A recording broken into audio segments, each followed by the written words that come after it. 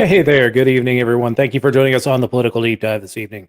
Special broadcast. We had some issues on Sunday night, so we wanted to move it and make sure that we had a full broadcast for tonight and hit all our broadcast channels. So thank you for joining us on Tuesday evening. We'll get to our guest here in a moment. I do have a couple of announcements wanted to go through before we got started tonight. So this weekend in Norfolk, Virginia, is the regional affiliate and campaign training for Region 5. There are other regional affiliate trainings that are going on. Actually, let me share the screen for that.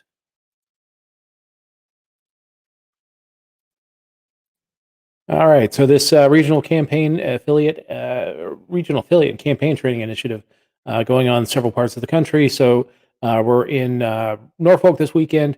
There's going to be a campaign training in New Jersey, in Indianapolis, Iowa, Los Angeles in a couple weeks. We're just outside of Los Angeles, and in Louisiana as well. We just had the training in Salt Lake City. And we've had this training down in Atlanta, and everyone who I have spoken with that have done the training have had nothing but great things to say about the training. So if you're in any of these areas, even if your region that your LP region that you're in has already had their training, check out any of the other trainings and see if they have a space for you to come and do that. It's a great chance to get trained up on things like becoming a campaign treasurer, a regional affiliate treasurer, analytics, using the data from the CRM, running a campaign, being a campaign manager, being a candidate, running an affiliate. So there are lots of things to learn. You become a certified, trained asset for the Libertarian Party, and you'll go back to your states and be a key resource in growing the party. So can't recommend doing that enough. If you're going to Norfolk this weekend, you'll get to see me. I'll be down there as with our regional rep Susan Hogarth. So come by and say hi. I'd love to see you and talk to you. So stop with that. The other thing that we'll talk about is the 50th anniversary that's coming up in August 27th, 28th in Denver, Colorado. Let me share the screen on that one.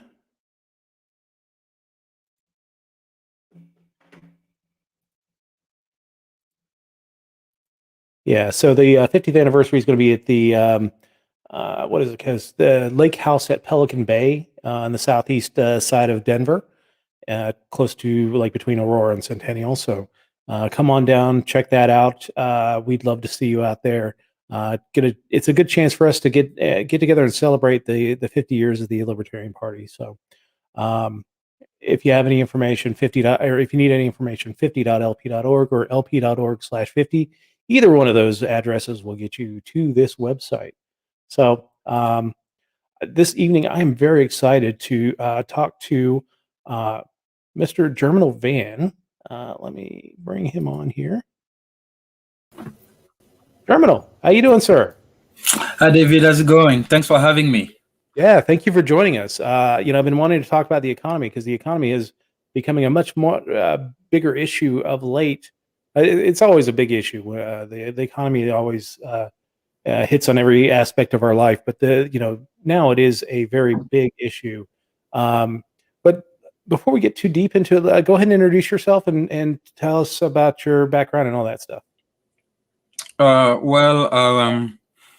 was born and raised in the Republic of Ivory Coast, which is a French-speaking country in West Africa. And I pursued my education there. And I got my high school diploma, and then I came to the United States to pursue my undergraduate studies. And in the US, I majored in political science. I went to the Catholic University of America in Washington, D.C. So I majored in political science and minored in philosophy. And then I got my master's degree in political management from the George Washington University in 2017. So I got my bachelor's in 2014 and my master's in 2017. I took like a year off in the meantime to work. But Yeah, so so that was pretty much my educational background. And then after that, I tried to go to law school, and it didn't really work out. Took the LSAT 3 times and failed. So I decided to write. And as I started writing, at first my writings were more about political science and legal theory. Mhm. And then I started diving into economics when I learned more about libertarianism, because libertarianism is the political philosophy that is very ingrained into economics. When you discuss with any libertarians, they have a pretty good knowledge of the free market of economics. Like you something that Republicans may not know for sure. I mean, they don't have like a deep assessment of economics the way libertarians do. So that's how I got into economics pretty much. And then I started writing more about economics. I started to learn about the Austrian school. Then I started learning about the Chicago school with Milton Friedman and Thomas Sowell and George Stigler. And then I just became an economist. I just decided to do pure economics. I even forgot, like I even left the political aspect of things. I say I'm just going to dedicate my work to economics, and that's when I got into econometrics, since it's the subject. It's one of the subjects of the interview today. So I taught myself econometrics last year during the pandemic. So everyone was at home, nothing to do. So I was like, that was the perfect time to start learning new skills. And I always wanted to test my theories. So that's how I trained myself. And I was doing a certificate in mathematical statistics from Duke University. Okay. So tell me, what is econometrics? I mean, it sounds almost like kind of like what we're doing with sports, with data analytics and that type of stuff, where we're diving deeper into how do the numbers tell you what's going to happen? Is that kind of what econometrics is? Yeah, pretty much. Yeah, you said it right in layman terms. Yeah, Okay. it's basically the application of statistics to economics. So, but the main difference between econometrics and pure statistics is that you work with economic data compared to statistics, where it's pretty much broad. And in statistics, you can also work with experimental data, like the way they do in labs. They experiment between those who have the treatment and the placebo. In pure econometrics, you cannot really do that. You work with historical data. You try to make sense of the data that you have at hand and try to predict or forecast what could happen in the future. But yeah, that's pretty much what econometrics is. It's simply the application of statistical method to economic theory. Okay. So we'll jump right into the U.S. economy then, and kind of look at it through a lens of econometrics. What is wrong with the U.S. economy? Well, what is wrong is that we have high inflation going on. On my website, I published one of my articles, which I talk about inflation, and the price of commodities has risen pretty significantly, I'll say. And but income has been either stagnated or decreasing, because people are not working. Most people are not working. So if you're not working, you can't have a high income. And they still giving those stimulus check, but those stimulus check are not improving people's condition in the long term. No, And no.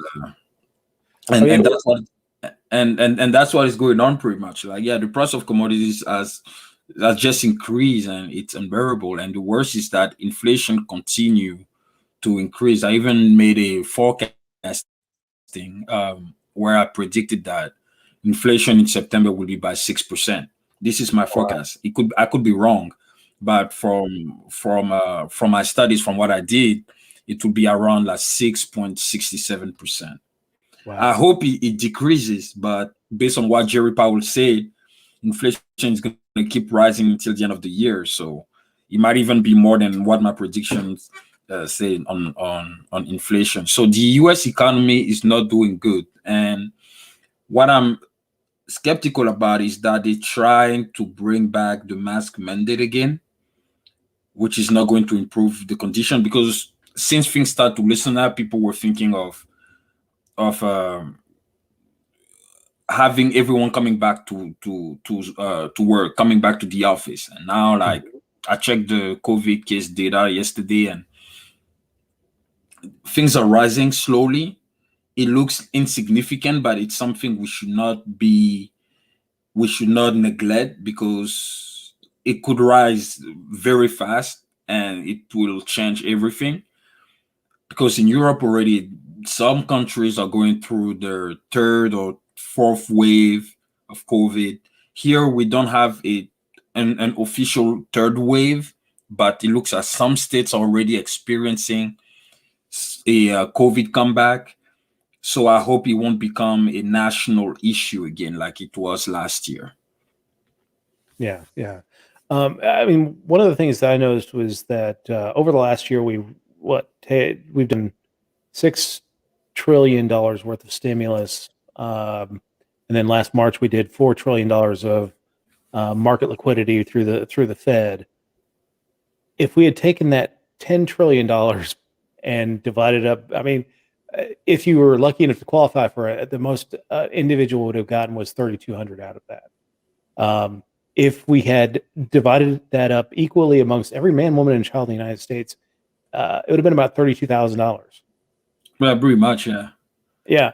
Do you think that people, like a family of four, could have gotten through the pandemic with about $130,000, $120,000 worth of money, instead of it going, most of it going to God knows where? Right. Oh, yeah, absolutely. Because this would be a huge plus for them. Like, it would be a game changer. Like, you give that kind of money to a low income family, it would be definitely a game changer. Now, of course, it depends on how everyone behaves when they have Mhm. money in their hands too. Financial literacy is very important, and it is a very individualistic thing. If you don't learn how to manage your money, even if they give you $1 million, you're still going to Yeah, waste it. sure. I So mean, it really depends on each family how they manage their money. but like Milton Friedman would talk about, he advocated for not really uh, that monthly basic income, but he argued for a negative income tax. But he was like, we don't care where they spend the money. They're just going to spend the money and let them spend the money wherever they spend it. But still, yeah, there are plenty of stories throughout history of people winning lotteries and being broke in 5 years. So Yeah. yeah, yeah, definitely. Um, uh, so despite all of the wrongness of what's going on in the U.S. economy, what is going right with the U.S. economy right now?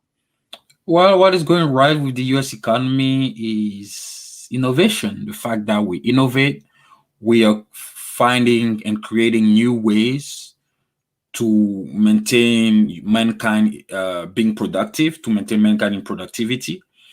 Uh, what is going right is that we are transitioning into a digital economy, and this transition has not been completed yet until we adopt the digital currency. Once the United States adopts the digital currency, then it's official. We officially have a digital economy. Mhm. But for now, we're not there yet. But it's going there, and more people are creating business too. That's the thing. Like, today you have your laptop and you just sitting on your bed. You start a website and you pay your Yeah, LLC. You pay or buy your LLC for $100, and you're a business and you promote it. You don't have to exchange your I won't say your time. You still have to exchange your time, but you don't have to exchange your physical effort to make money, because you're just sitting in your room. And it's also, so the customer too, or the client, has to make an effort to be involved in that. So Mhm. So yeah, it's very interesting. So like it's so a lot of people are creating many ways of or streams of passive income, including myself with the books, with YouTube, my Udemy course, the stocks. So and Yeah. I'm doing all of that from home. I'm home and doing all of that. So yeah, so that's what is going right with the economy is that many people now have the opportunity to start a business that was much more difficult, let's say 30 years ago, because everything was physical, but now everything is in the computer. So I mean, it almost seems like we're I almost hate to say democratizing the workspace. Really, I mean, it used to be that you'd have to go find the job. You had to go where the job was. Yeah. Now we're getting to the point as we move to a digital economy that you just be there and provide the technology, and then even in some cases, the company provides the technology too. Yeah, You yeah. you just are there and provide the service that the company needs, and you're you can work whether it's from I'm in Falling Waters, West Virginia, or Topeka, Kansas. It doesn't matter. Just be there, be connected, and you can and work. So Yeah, absolutely. And that's even what I experienced last year because once COVID hit, I was home like everyone else. So as I said, I started training myself in data analytics and statistics and all of that. And then I started applying for jobs in that field. And I got a job as a data analyst and consultant for a company based in Utah. It's a software company based in Utah doing market research, and I'm working for them from home, and yeah, and that's amazing. Like I'm just home. The only trip I take is or make is from the bedroom to the kitchen to make my coffee. And that's then I go back yeah. and then I go back to the office and I work until I start at what 8:30 until 5:36 ish, and I'm done. There And you then I go. go for a walk for a little bit, and that's it. Yeah, I mean that's the amazing thing is up until March of 2020, my workplace was not really keen on it. We had about 50% telework, but that was about as far as they wanted to go with us. And over the last year and a half, we've been far more productive and doing 100% telework. And they're like, yeah, I think we're going to kind of keep with this 100% or not 100% telework, but we'll probably go to the office like once a week. But yeah, it's amazing how this whole thing has changed everyone's Oh yeah, perception of absolutely. remote work and telework. I was even checking the data. I don't have the number in my head, but that was like a couple months ago. And it's amazing how you see the rise of remote work.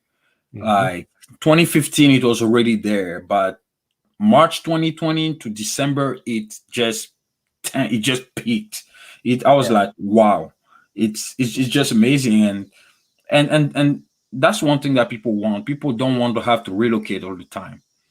So as more jobs are being created online, that would be a way to relaunch the economy again because people are willing to work, but they just don't want to have to leave the house. I mean, of course, there's some people they would rather do that. They would rather like, get out of the house, go back to the office and stuff like that. This is a debate where people will never agree on it because some would rather stay home like me. Others would rather go in the office. But those new jobs that are being created are giving an opportunity for people, no matter where they are in the United States, to have a job. yeah, yeah. Well, I think of it like this that it's not a one size fits all anymore. That you don't not everyone should have to go to the office if they they're competent enough to work from home. I think the quality of life for work at home workers is far better than those who have to sit in traffic going into the office every day. But some people do enjoy. So you can't completely get rid of the office type structure. That some people thrive in that. So I think it's going to be more of a pick and choose. Yeah, Where are you going to be more successful? Where do you think you're going to be more successful? And I think the same thing with our education system, that you can't just after having a year of students sitting out in remote land where some were doing very well and some were struggling, that you can't either go all remote or all in class, but you're going to have a hybrid of the two, where some teachers are teaching remote learning and some teachers are teaching in class learning. And it's the job is to try and touch as many people as possible by doing that. Absolutely. Yeah. So we talked about inflation. Is that the most concerning number when it comes to the U.S. economy right now? I mean, it's the most obvious. It's the most obvious, and it's the numbers that is the most accessible too. When it comes to the money supply, it's not everyone that understands how it works and stuff. But for what I can tell is that for now, the Fed is applying the MMT. They're printing a lot of money, and now we don't know if we should refer to Milton Friedman with his monetarism, saying that printing or increasing the money supply is going to increase inflation. But it looks like, I mean, he found a correlation on his studies, and it looks like there's still that correlation still exists, because the money supply is pretty high and inflation is pretty high, and that's what matters to people, because if inflation is high, prices will keep being high, and if prices are high, well, demand might keep falling, and that's the problem. Yeah. But for the economy to keep moving around, supply needs to go along too. And right now we have a negative shock going on. So yeah, I mean, not only are we seeing prices raise, if you go to the store, you see prices on all of your favorite items are going up, or the companies are reducing the size of the packages to hide that price raise. So they're giving you less for the same amount of money that you were paying beforehand. all right.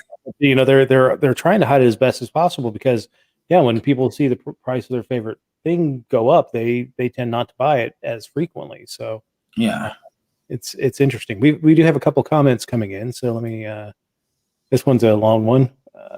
Let's start with the truth. Inflation occurs when the supply of money from the corporations being taxed heavily from the government, and corporations have to increase prices to offset revenue being taxed from the government. Any other thesis is just smokescreen to prevent corporate greed from being deemed as unacceptable. What do you think about that? Well, I mean, I guess this is his opinion. I'm not going to dispute everyone's opinions. Sure. Economics, at the end of the day, it's a social science. It's not an exact science where there is one method and that's it, and we all have to agree. Yeah. So no. All right. Let's see. I'm going to hear about catalactics. You know anything about that?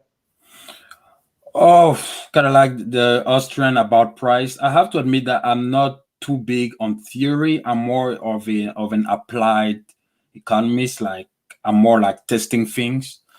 I don't spend that much time on theory. Sure. All right. So let's talk about one of the big issues right now is labor supply.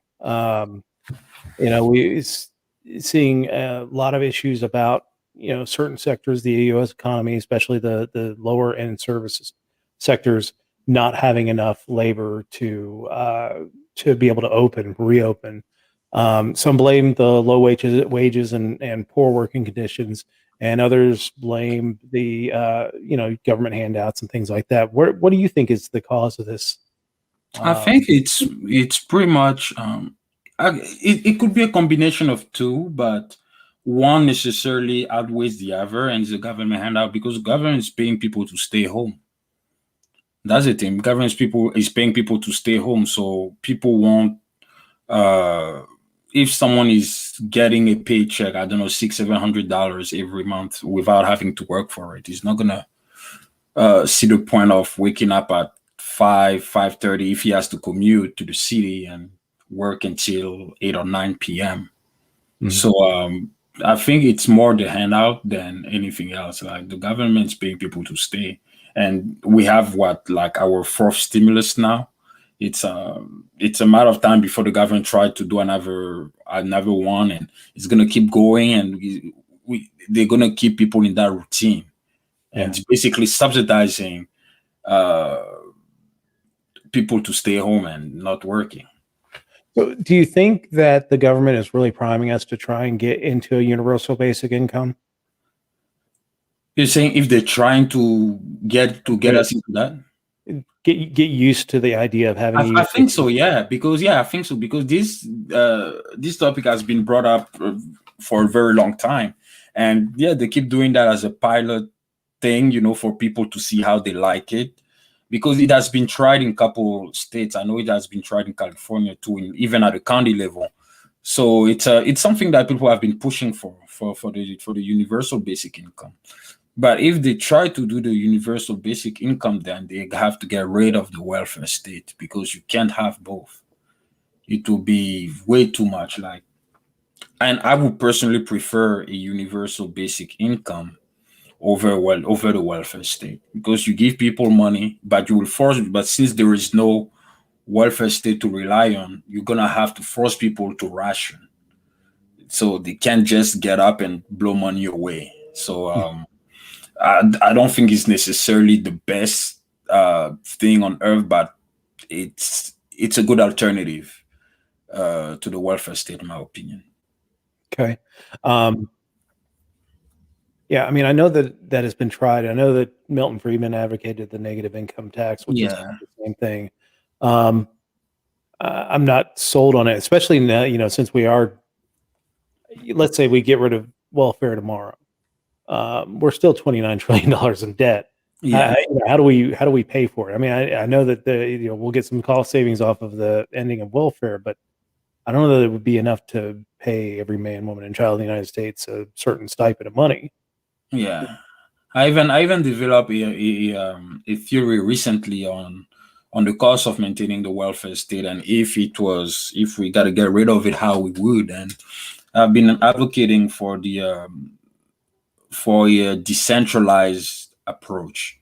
So kind of like the Fabian Society, but for socialism instead of like a brutal revolution. We say no, we're gonna gradually nationalize things. So I have that same approach for the welfare state. We're going to gradually decentralize the system. So instead of having a federal one, we drop everything to the states. And now the states will actually bear the burden. They will feel the burden of having a welfare state. The state like New York and California can handle it for a while, but a state like Mississippi, I'm not sure. So each state now will have at least the power to decide if they want to maintain a welfare state or not. And at least here we're still respecting and upholding the sovereignty of the states. Like they get to decide, and then whatever, and then for the states that decide to have a a welfare state. In my theory, I say that okay, the government will hand them some money at first for the transition cost. So we'll give you guys that money to start off, but after that, you're on your own. So the state that accept to have a welfare state will start with that money. So they will increase government spending. So they have to reduce taxes for there because everything is fine. But then once they're done spending that transition cost money that the government gave them, now they're going to implement a progressive income tax in order to have revenues to maintain those social welfare programs. And of course, what is going to happen, as we all know, the rich are going to bounce by. I mean, they're going to bounce away. They're going to either leave the state or keep the money in a place where it can be taxed. And then the tax burden is going to fall on the middle class, and we know the rest. And the middle class will not be able to bear the cost too, and then things will have to wither away, as we say. So that's how I theorize about decentralizing and eventually dismantling the welfare state in the United States if it ever has to happen someday. Yeah, I mean that kind of almost sounds. There are some distinct differences, but it almost sounds like what they're doing in Sweden, which is instead of it being a federal program, that it's block granted out to the counties, which are the states in Sweden, um, and they provide the services, and a lot of time those services are privatized themselves. Whether it's their medical and medical insurance or their education, all that stuff is provided uh, through private organizations. Mm. But yeah, I mean that's interesting thought. Um, So President Trump made a major campaign issue out of trade deficits. Um, in fact, he used them to justify tariffs and other barriers against China and other countries. Should we be concerned about trade deficits? Uh, Trade deficit has never been a big issue, but it's something that we should still have an eye on, because if we neglect it, it could come back to us. So I've always been a big advocate of free trade. I don't believe in protectionism. I understand why some countries do it. Of course, like in when it comes to the economy, since it's a cycle, you can have one set of policy all the time. So there are times where protectionism may work, but any type of policy that enhance more government control are usually type of policy for short-term purposes. But the issue is that they use those short-term purposes on the long term, and that's why it becomes inefficient. And it's the same paradigm with Keynesian economics. When it was developed at first, it was developed for short-term purposes. It's like you come, you get the economy out of this, and that's it. But of course, that was a political expediency for the state to, like, okay, we see that we have full control of what's going on here. We can't leave. And then the government becomes a competitor of against the private sector too. Yeah. And that's why Keynesian economics, as it goes, is simply inefficient, because they get into something that was designed for short-term purposes. They use that for long-term stuff, and it has secondary effects. So when it comes to the trade deficit, is the trade deficit people should worry about to some extent, because it's going to come back to us one way or another, and we have to pay for it. So what we have to try to do is to minimize it as much as we can, because it's not because it doesn't have any effect now that it won't have later. So it's something that should be taken care of by the government. Sure. It almost reminds me of import substitution industrialization, where countries like Japan, South Korea really grew because they were protectionist in the short term. The problem is they stagnated because the industries that were protected then became politically powerful. Yeah, Would lobby to keep the protections so that they wouldn't have to face the open competition, and it just like you say, it doesn't work long term, and it does. Yeah, it does. so, And it's the you see, it's funny because it's the same recipe for socialism. And when people ask me about socialism, I always say consider socialism as a Chinese product. You should, because the Chinese product, most Chinese product are what they're counterfeit. Like they work for a couple months and then we know how it ends up. The same for socialism, but at a macro scale. So for a couple years, it works fine. Then eventually, all the inefficiencies will catch back on them. It will come back on them, and they won't be able to perform. That's exactly what happened with the Soviet Union, with Cuba, with Venezuela. All of them is the same pattern. Most African countries that adopt socialism, at first it works always fine, but they don't think about the long term. They focus on the short term. And it's funny because we can never see a political leader who will actually come and do short term things, and that's it. They do the short term, they see it works, and they want to keep doing it. And it gets into the phase of the long term, and that's when things stop working. yeah, absolutely. In fact, one of your books, I mean, you really took this whole pandemic and became quite a prolific writer. You've got quite a number of books on your website. Got quite a number of papers that you put out over the few months or the year and a half of the pandemic. But you did one book called "Democratic Socialism on Trial: Why It Won't Work in the United States." So would that be your premise of why it won't work in the United States? So first I wrote that book like in 2019. That was a while ago. Mm-hmm. 2019, 2020. But the reason why I believe that it won't work in the United States is because people may claim they want socialism, But the American culture is not a socialistic culture.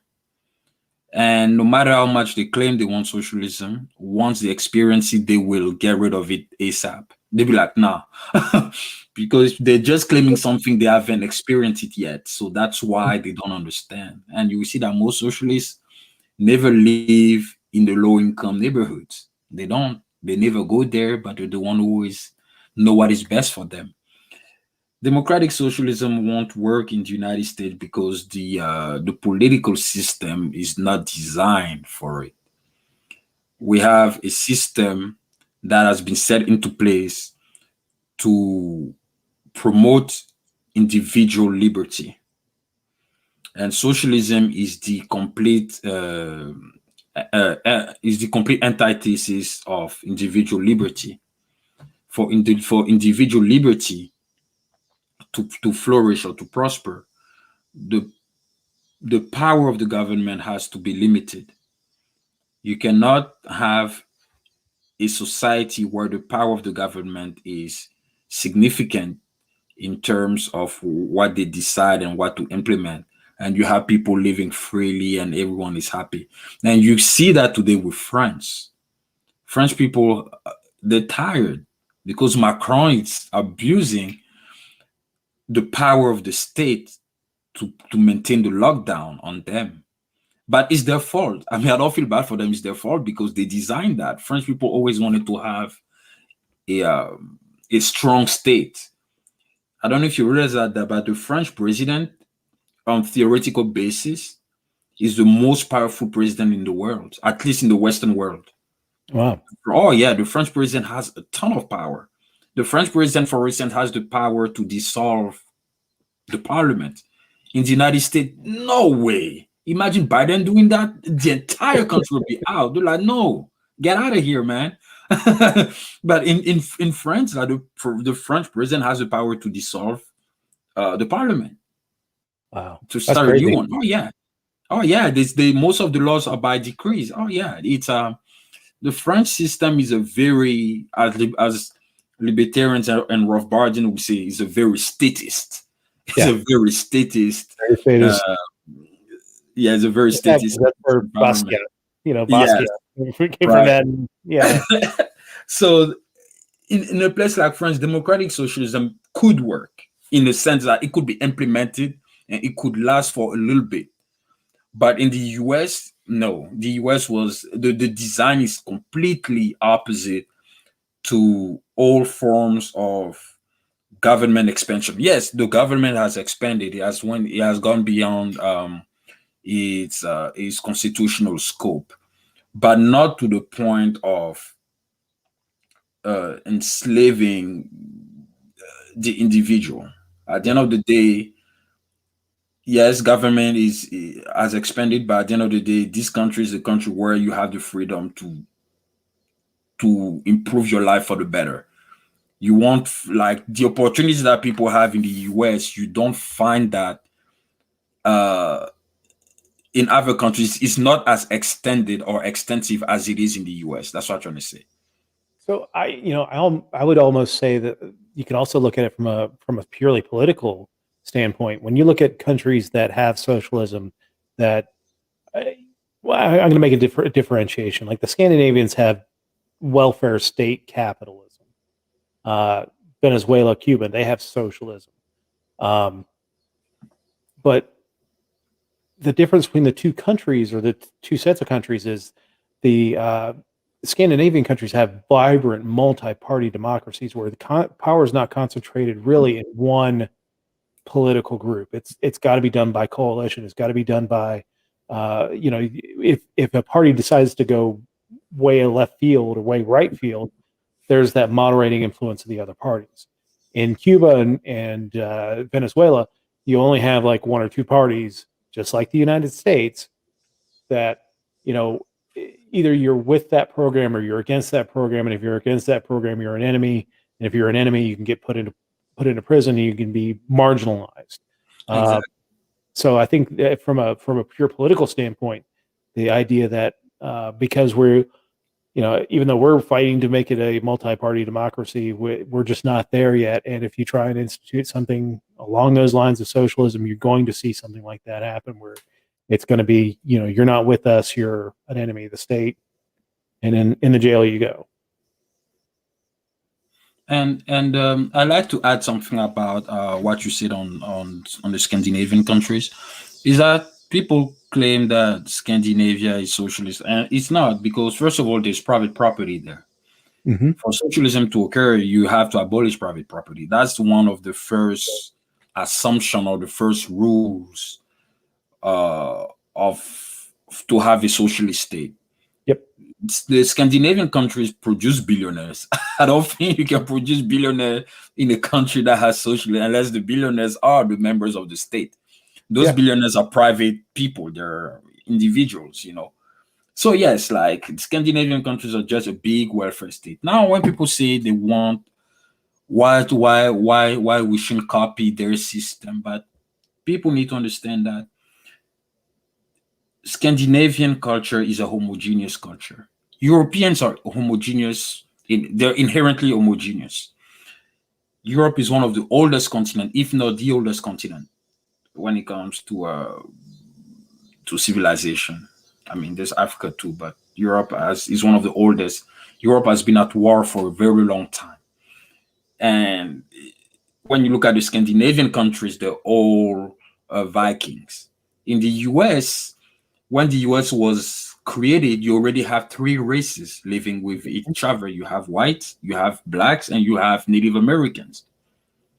In Sweden or Finland or Norway or Denmark, they're all Vikings, they're all white, they're all there. So they have a system that enables them to tackle their cultural and social issues. Here you have three different races at the very beginning.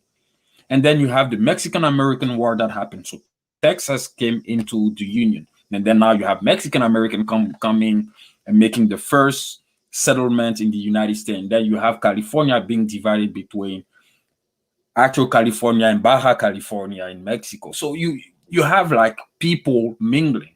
Yeah. So when you have all these races or all these ethnic groups living together, they have to coexist.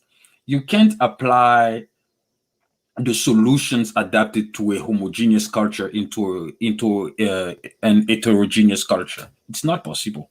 So we have to be realistic and find, I won't say solutions because there's no solution, but as Thomas Sowell said, we have trade-offs. So we have to try to find trade-offs where every, or should I say the major ethnic groups will benefit to some extent. They can't all benefit to the same degree, but they can all benefit to some extent according to their needs and the realities they're going through.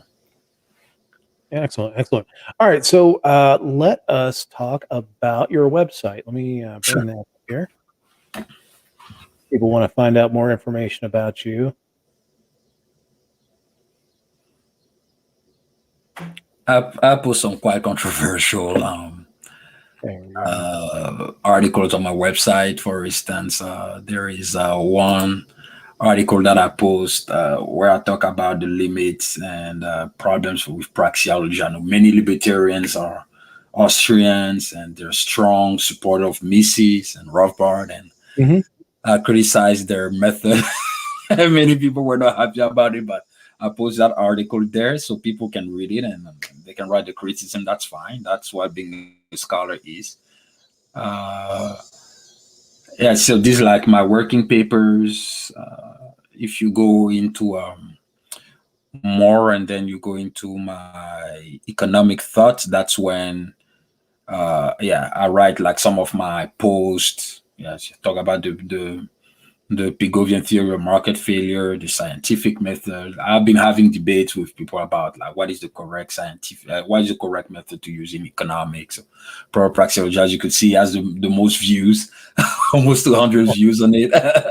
So yeah, I mean, like my website is I create so people can read my work directly. It's like they have access to it. It's free. Like anyone who's interested in learning about economics, econometrics, and reading like basic economic stuff can always come to my website. And they should Yeah. they should definitely subscribe if they want to see more controversial articles. Um, so, like I said, you've been a very prolific author during your time in the pandemic and even before. But all these books that kind of flying by, starting July 10th of 2019, what do you got? One, two, three, four, Yeah, this is five, even my six, fifth book. I didn't even seven, put eight. like all of it because it's just too much. But So you got 12 books going on. I officially started in on April 18th, 2018.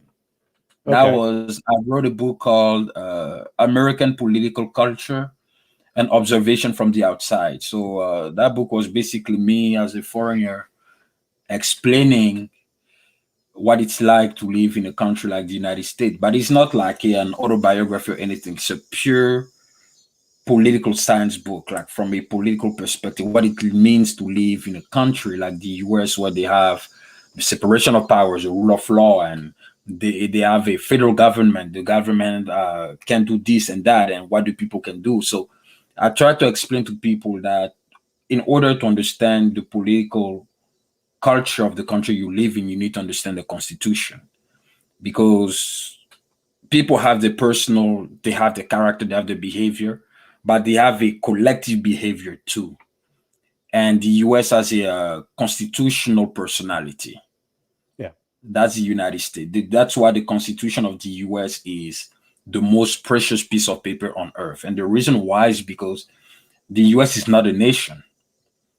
It's not a nation as it may shock people. What binds people together in this country is the Constitution.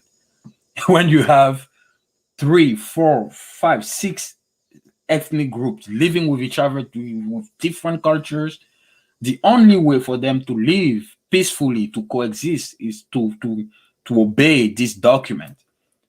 They don't have that problem in Europe. That's why in Europe, when you talk about the constitution, they don't care, Yeah. Yeah. right? So yeah, So that was my first book, and then after that, it just I just kept writing and writing and writing. one of the books that caught my eye when I was looking at this was the African Nobel Prize. Now, Africa has, had issues sloughing off the colonial yoke. The things that have knocked on since they've become independent countries. Um, you know, whether it was that they were forced to integrate with other groups that they've never really integrated well with before. The Brits like to do the divide and conquer thing, so kept everyone at each other's throats and then just left when they were done. Um, what do you think a Nobel Prize for the African continent would do? Well, I mean, I explained in the book that it will be a driver for social development because look at the Nobel Prize in general, just the classic Nobel Prize. Look how the Nobel Prize has helped European and American society moving forward in terms of intellectual research. Those people who win the Nobel Prize, their research are funded and they cost a lot of money. You have geniuses in Africa that no one knows. But because the research is not supported by either the government or by private means, so they're just there. So you see a lot of Africans resorting to entertainment as a way to make the continent moving forward. But unfortunately, entertainment doesn't develop a country. Mhm. From what I know, I've never seen a country being developed just through entertainment. If that was the case, a country like Brazil would be developed just from playing soccer, but they don't. What develops a country is the scientific method. Great Britain became the most powerful nation on earth because of the Industrial Revolution. And the Industrial Revolution was based on the scientific method. People experiment things and they saw what worked and what didn't.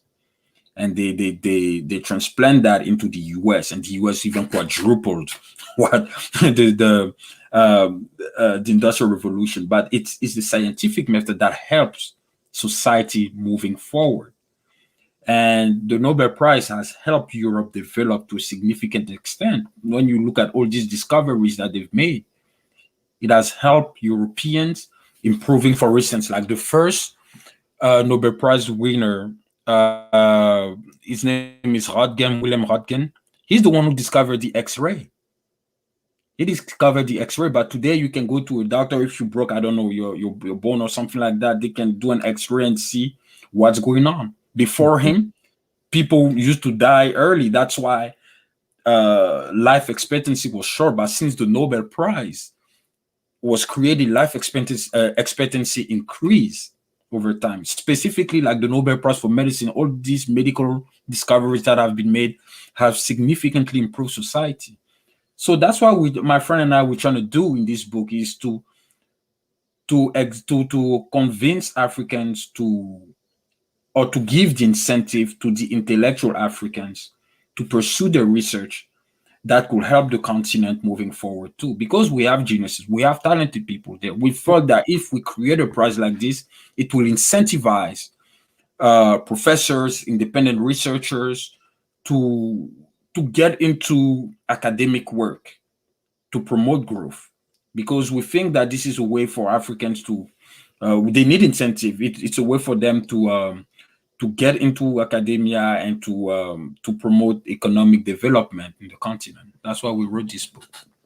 So on the continent, I mean, there have been scores of socialist countries that have come and gone over the years. Yeah. What is the state of kind of that people in Africa who believe in free markets? Is there a growing movement within the continent? Well, I wanted to say it's 50-50, but ideas of the free market are still not well received. People still believe in socialism because they're like, oh, African culture is a collectivist culture. Here with the culture where you have something, you share things.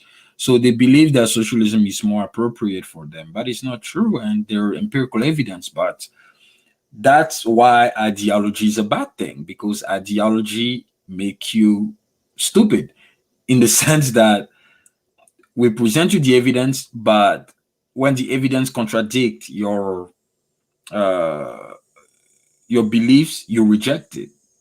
Mm-hmm. Or these are the evidence, and ideology has divided more than it has united.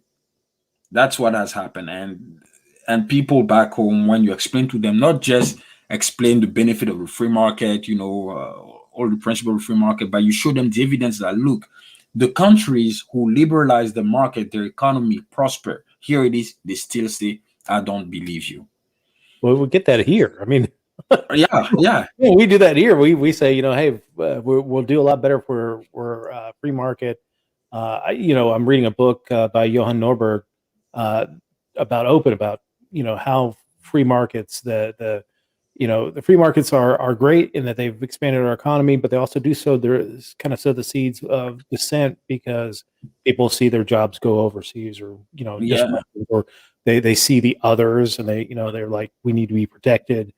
But really, to continue the advancement of our economy and advancement of a free people, we need to have open market economies, and that it's really interesting to try. You have all this data of, when we have a freer economy, when we open up our economy, we do a lot better. We make things happen and advance so much faster. And then when we close them off, that's when you have things like war and famine and Exactly. all that stuff happen.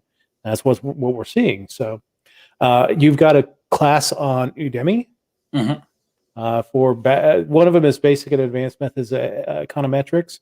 Tell people about that class. Yeah, so it's pretty simple. So for anyone who wants to take that class, he or she needs to have some basic knowledge of statistics. So basic knowledge, I mean, like knowing how to calculate the standard deviation, the p-value, the chi-square. So all these basic statistical methods, because in econometrics they don't really teach you that.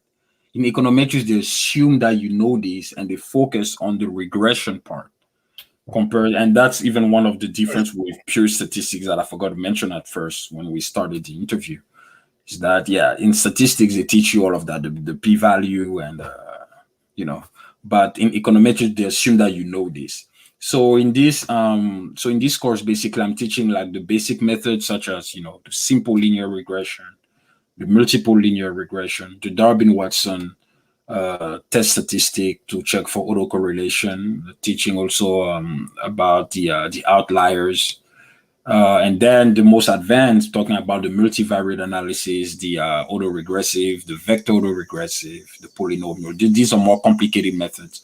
And Yeah. I do them, I use like a board where I explain by hand so that people understand. Because one thing that a lot of people find difficult about econometrics is that they learn the thing with the software, which is fine, but they don't really know what they're doing.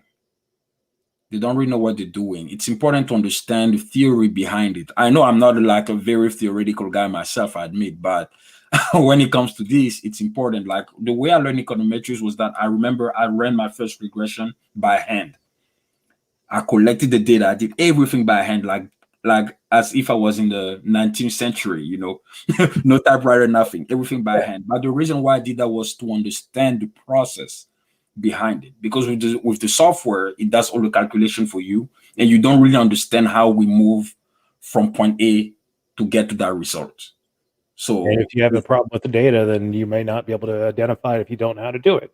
exactly, so in this course basically I'm going through that, so I'm showing people how the process works. Yeah, excellent. Let's see. A comment, Meyer Rothbard, modern economics is a set of formulas and equations purporting to fully determine human behavior, at least in the economic realm, and in no way that certain can be compressed into determinate mathematical models. Another Austrian. Another. Yeah. Oh my God, the Austrians and their Rothbards. Oh my God, it's like a cult there. Anyways, the thing, like what Rothbard said is not entirely wrong. Of course, mathematics cannot uh, take every single thing into account, but Yeah.